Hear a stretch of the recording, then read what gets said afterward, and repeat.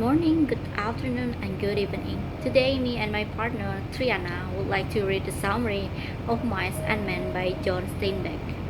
Of Mice and Men by John Steinbeck starts with two men, George and Lenny, who unfortunately couldn't get to their desired destination, which is a ranch in Soledad, because the bus that they took dropped off them rather abruptly. Then, they stopped at some green-colored clearing. George just wiped his forehead with the green water, while Lenny was gulping down the green water. George was hesitant at first, but then he also drank the green water. Lenny was a forgetful person to the point that he nearly forgot everything George said. He even forgot where would the both of them be going. But Lenny said that he remembered something about rabbits. Then George explained to Lenny about how they ended up where they were right now and how Lenny's work card was in George's pocket and not Lenny's pocket. After seeing Lenny, who was rather suspicious, George asked Lenny to take out the dead mouse that was in Lenny's pocket and throw it out to the brush. After explaining one more time to Lenny where they would be heading, George said many times to Lenny to not do anything and to not say anything when they met the boss at their workplace later. After that, Lenny asked if they would get supper at the ranch or not, but George said that he wanted for both of them to just go to sleep there. Then George said that if Lenny could make a fire, they could eat canned beans George had. After getting firewood, George realized that Lenny got a dead mouse again and asked him to give it to him. Then he threw the mouse again. While eating the beans, George told Lenny how his life was filled with bad luck after Lenny followed him. Lenny asked George that it would be better for him if Lenny left George. He also said that he would go to the hills and find a cave. He even said that he would not find anyone that would be mean enough to throw a mouse that he found. Hearing this, George realized that he had been mean to Lenny and told him that it was just a joke. Before going to sleep, Lenny was asking George about the rabbit story and how it turned out to be George's dream about having a house with a barn. Then, George told Lenny to hide in the brush and only come out when George came to him if somehow got into trouble. It was in the morning when George and Lenny arrived at the bunkhouse. There he met an old man who guided them to their beds, and they also received information about the former owner of the bed, who was someone named Whitey. After that, they met with a boss that unfortunately was suspicious of them because George did all the talk, not Lenny. The boss left them after saying that they would be in Slim's team. Then they also met someone named Curly that turned out to be their boss' son. George didn't like Curly's behavior. In terms of Lenny, he was on the frightened side because Curly was hating him just because Lenny was a big guy, and truthfully, Lenny did nothing wrong to him. Curly had a wife who liked to flirt with the guys in the ranch. Lenny and George also met his wife when she was looking for Curly. They met Slim and Carlson when the guys finished taking a wash. Slim was a nice guy, and Carlson was a big guy like Lenny. Slim said that it was time to eat when there were bursts of voices of men outside. But before George and Lenny went outside, they were stopped by Curly, who was looking for his wife. After telling Curly about his wife, they finally went outside to eat. In the darkening bunkhouse, Slim and George came to the house together. George was being thankful to Slim for letting Lenny to play with the dogs, but Slim said it was nothing because he intended to drown most of them. Slim said that Lenny was really not a brag of a guy, but he was really a good worker since he nearly killed his co-worker because of how strong he was. Then George told Slim about how he frequently made fun of Lenny back then.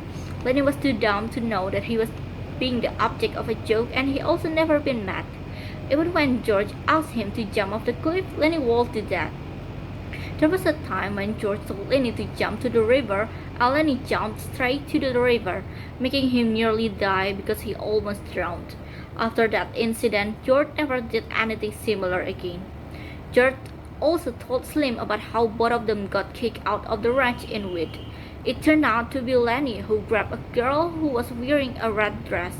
Lenny, being the dumb man he was, couldn't let go of the girl's red dress and grabbed the dress tighter because he was panicked when the girl started screaming. The girl said that Lenny raped her. Then both of George and Lenny got interrogated by their boss and got kicked out after.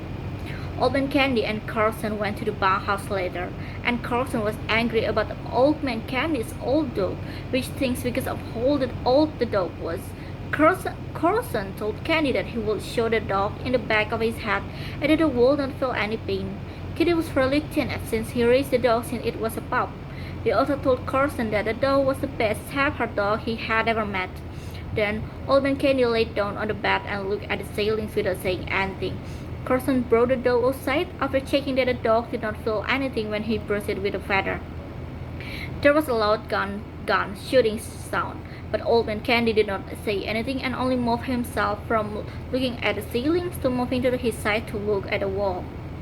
When Slim, Whit, and George were playing euchre, a man named Crooks came and told Slim that he had done warming up the tar for the mole's foot that Slim ordered.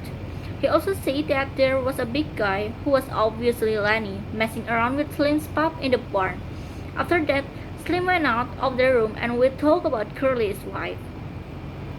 The next half of the part of the story will be told with my partner, Triana. So anyway, the next morning, Lenny went to try to make friends with Crook. Crook was a black and he was living alone. He seemed to have no friends to talk to, so Lenny tried to talk to him. But Crook was very rude to Lenny. Crook said, "Well, go see your pup then. Don't come in a place where you are not wanted." Well, that's extremely rude. But then Candy showed up, and when they discussed about idyllic view of a farm that they're gonna have in the future, and Curly's wife showed up again. She showed her racism towards Crooks. She casually threatened to have something terrible with Crook and then left. Anyway, later, Lenny was sitting in a barn with his puppy, which now dead again. Because Lenny was strong and again, he liked soft things, so he can't leave soft thing alone. He was very scared if George find the puppy was dead because he might not let him tend or look after the rabbit in their idyllic future farm. But then Curly's wife appeared. What a shame. So Curly's wife pursued Lenny to talk to her even though George warned him that she would give them nothing but trouble.